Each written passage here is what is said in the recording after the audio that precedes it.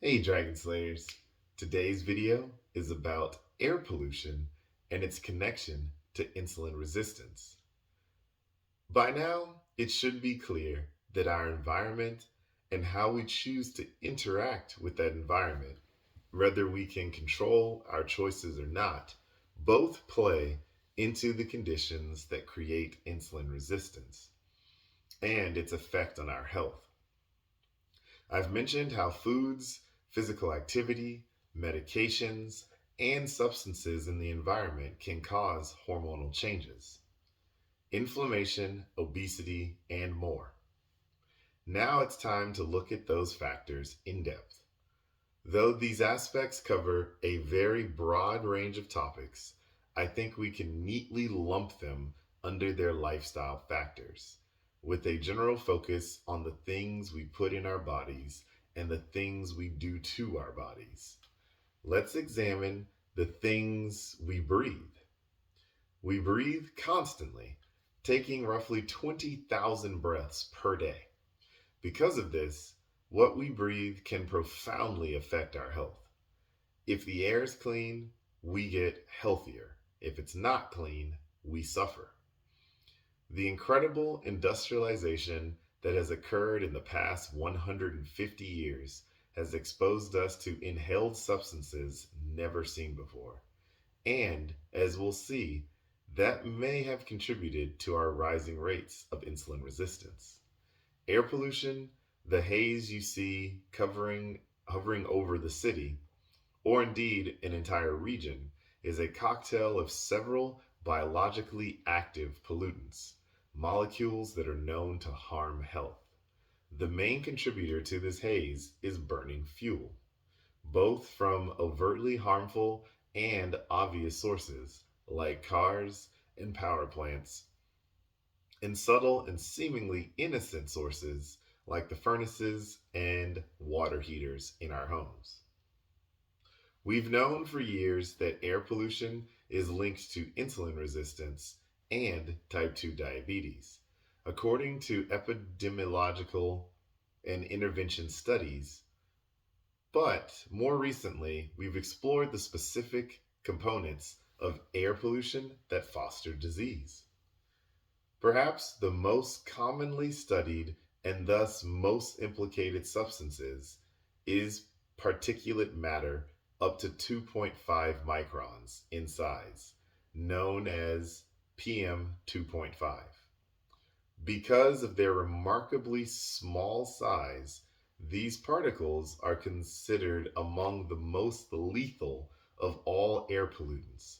They are so small that they penetrate deep into the lungs and are even capable of entering the bloodstream.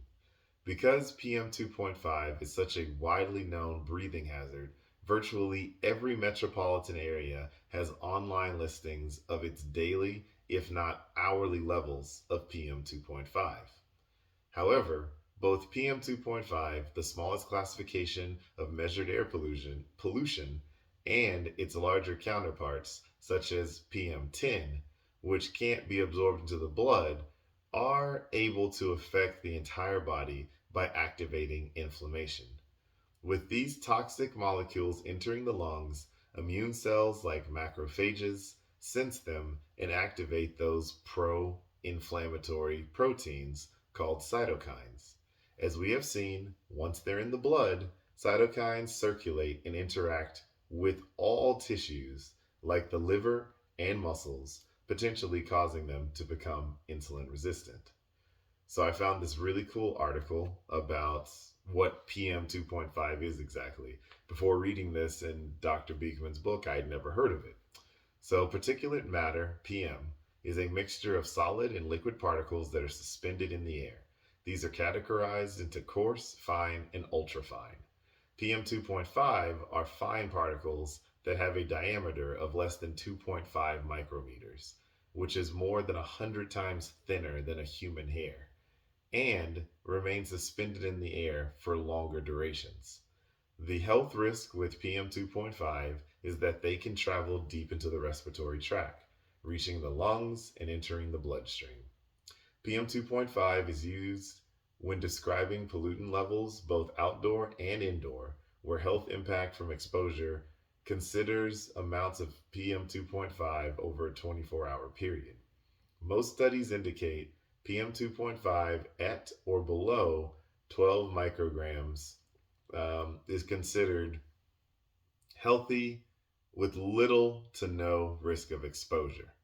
If levels go above 35 during a 24-hour period, the air is considered unhealthy and can cause issues for people with existing breathing conditions such as asthma.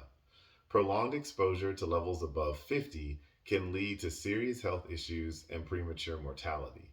Exposure to fine particles can also affect lung function and worsen medical conditions, such as asthma and heart disease.